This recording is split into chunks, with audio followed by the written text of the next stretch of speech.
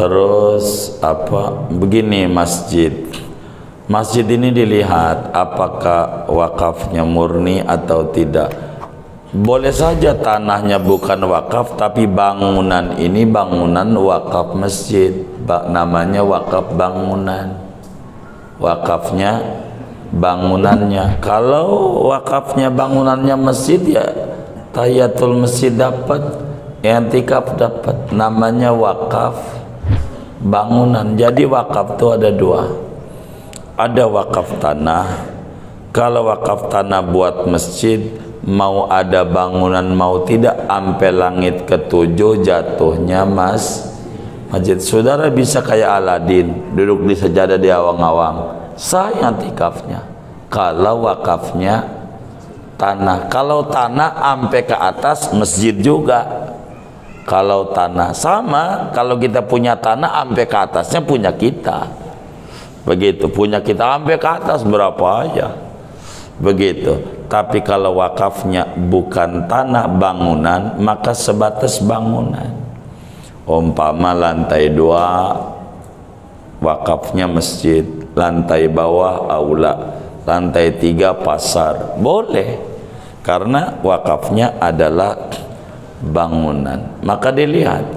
Begitu, itu wakafnya bangunan ataukah difungsikan buat sholat.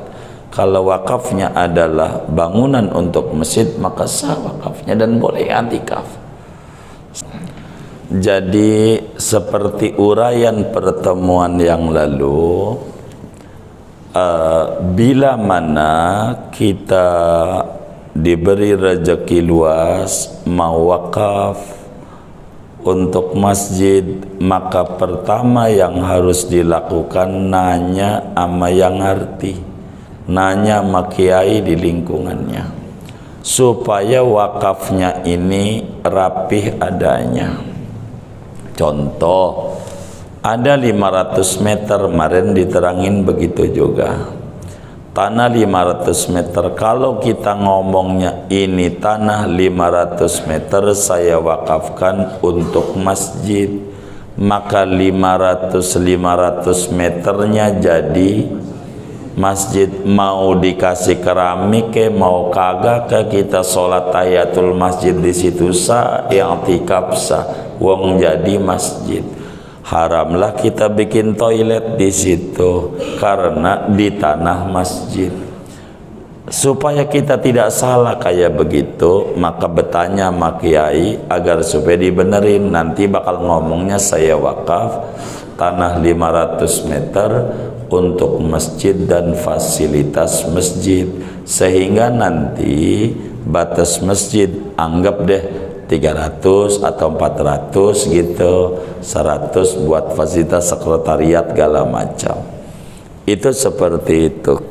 Ini bagaimana kalau sampai kemudian itu tanahnya anggap deh 500, semuanya masjid, dibikinlah 2 lantai umpamanya, kan begitu kira-kira. Tapi bikin toilet di bawah. Inilah yang disebutin enggak boleh kencing di masjid tuh. Itu yang kemudian jadi repot. Jadi repot. Oleh karena itu, agama itu enggak susah-susah amat. Enggak susah-susah amat. Jadi kalau udah kadongan begitu, biarkan dulu dah kayak begitu, darurat gitu. Karena kita udah begitu, masa baru jadi dibongkar lagi, dana lagi, bahaya. Dan kalau bongkar lagi, begini lagi nih caranya, mumpung sekalian ngaji. Ini masjid ini dibongkar, sebetulnya kalau masih layak buat dipakai mah jangan dibongkar, kasihan yang wakaf, hilang ganjarannya. Yang wakaf semen galem kan hilang. Maka bagaimana supaya tidak hilang? Mendemin aja semuanya. Umpamanya nih masjid dirobohin begitu, karena katanya apalah arah kiblatnya lah, orang tuh miring, kurang atnya kurang. Nah ini bagaimana? Padahal masjidnya masih bagus, masih layak. Nah ini dirobohin, dosa itu pengurus main roboh-robohin aja. Orang masih layak, kan kita miring doang, ya orangnya aja, jangan masjidnya sejadahnya dimiringin. Tapi nggak menarik, bab lain ntar kalau udah mau roboh. andai kadongan dirobohin, masukin semuanya jadi pondasi, jadi biar dapat yang bisa dijual, jual. Contoh genteng gitu, ini laku nih gentengnya dijual, jual. Kalau ada yang mau beli, orang Madura nggak mau biasanya untuk belinya. Kalau ada yang mau beli, beli. Duit dari hasil genteng tuh buat nambahin beli genteng baru, biar wakafnya nggak hilang. Sama seperti kipas, kan banyak nih. Sekarang masjid berubah dari kipas angin jadi AC. Tuh kipasnya ditaruh di gudang. Lah kagak dapat ganjaran, gelap tuh kuburan yang wakaf kipas. Begitu kan gak dapat ganjaran. Siapa yang dapat ganjaran? Pengurus, karena ndak ngaji pengurusnya. Ini bagaimana bikin gudang lagi, buat taruh gudang. Ini bagaimana ini? Kalau bisa diputar laku dijual begitu. Dipindahin nggak apa-apa, masjid sebelah kalau dipindahin. Kalau nggak bisa jual dulu, itu yang pertama. Balikin lagi buat nambahin beli AC, supaya di AC itu ada ganjaran orang itu. Jangan sampai ditaruh di gudang yang nggak dapat ganjaran, sianan dia, sianan. Maka saya sering nyengir, masjid dikasih AC, kelihatannya bagus, akhirnya dikunci masjidnya. Jadi yang untung yang pinggiran itu, yang wakaf keramik di pinggiran dapat ganjaran, yang wakaf karpet kagak, dikunci masjidnya. Jadi nggak dapat ganjaran, ya dikit ke waktu sholat doang 5 menit tuh, habis itu kunci lagi dikit, begitu, gitu. Makanya dikasih AC itu enggak ini. Nah sekalian ngaji, jadi saya nerangin masjid. Jadi kalau saudara nih, saya sih berharap yang ngaji nih jadi orang kaya semuanya. Dan benar semuanya, orang kaya yang dermawan, amin ya rabbal alamin. Kalau saudara duitnya banyak mau ngasih AC sama masjid, saya pesen bener nih, tolong sekaligus sama bayar listriknya, jangan ngasih AC doang, itu nyusahin. Begitu akibatnya masjidnya dikunci sama pengurus, berat. Begitu bayar listriknya, bayar AC-nya berat, kata dia berat. Begitu kalau sudah kita bayarin listriknya, bang listriknya tanggung jawab saya, sini nomor rekening listriknya saya ngisi. Begitu, ini AC-nya untuk urusan listrik saya tuh, enggak puyeng. Kalau pengurus kunci juga sentil kupingnya. Begitu, orang gak dapat ganjaran, akhirnya sholatnya di pinggiran. Ini jadi masalah, dan banyak itu beberapa tempat kayak begitu.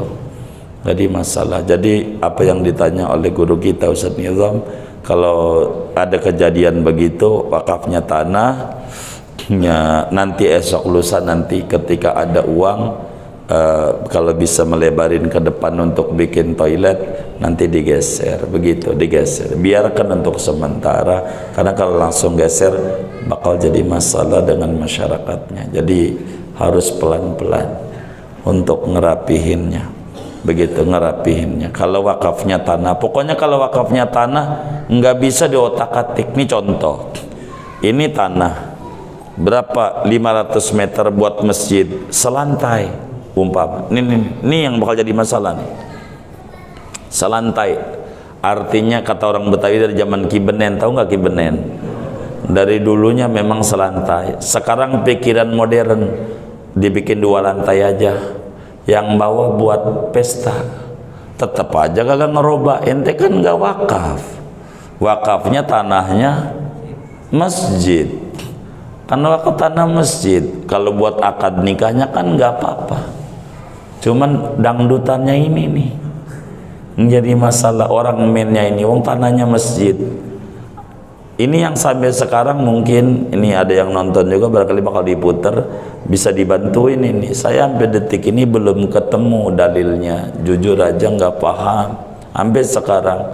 Apakah DKM itu bisa merubah fungsi wakaf? Begitu, itu pertanyaan. Yang ini saya sampai detik ini belum tahu jawabannya. Artinya merubah fungsi wakaf tuh bagaimana? Kan selantai, ini kan masjid, dengan sering masjid, sekarang dibuat 2 lantai. yang bawahnya buat kawinan, tapi tanahnya punya masjid. Apakah boleh kita nih sebagai DKM pengurus merubah daripada yang wakaf tanahnya? Begitu. Itu yang saya ambil sekarang masih belum tahu. Yang kedua yang jadi masalah, waktu sumbangan di pinggir jalan, sumbangan bangun masjid, bukan bangun tempat pesta. Kalau ngomong begitu nggak ada yang nyumbang, begitu kata dia. Kan minta duitnya buat masjid, bener nggak? Ujungnya buat pesta. Tanggung jawab tuh di akhirat.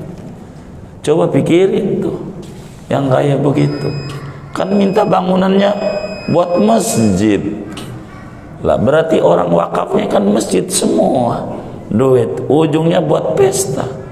Repot makanya. Repot jadi pengurus tuh. Repot, bukan enak. Yang kagak ngerti merebutan pengen jadi pengurus, yang ngerti mau nggak mau, ngeri di akhirat. Dikata enak jadi pengurus, kagak, puyeng di akhiratnya. Tanggung jawab ini banyak hal, tanggung jawab tuh. Orang ini nggak ngerti, yang dilihat gengsi, prestis, ini karena kurang mengerti. Padahal banyak urutan-urutan di dalamnya. Begitu. Ada kitab namanya I'lamus Sajid fi Ahkamil Masajid, dan masih banyaklah kitab tentang hukum-hukum masjid. Tapi insya Allah kajian kita juga kalau sudah masuk bab wakaf, Fathul Muin ini insya Allah panjang lebar ini terkait dengan fungsi-fungsi dan seterusnya. Ini bakal diterangin. Jadi kalau udah kandungan, apa yang ditanya oleh Ustadzuna Nidham ini dibiarkan saja dulu. Kalau udah kadongan begitu, entar ke depan ada rezeki luas, kita niatkan bisa membeli barang sekian meter untuk sarana wudhu di depan. Itu begitu, bisa. Insya Allah, kalau niat mulia ada jalannya, yakin. Kurang lebih demikian. Allah alam, cakap.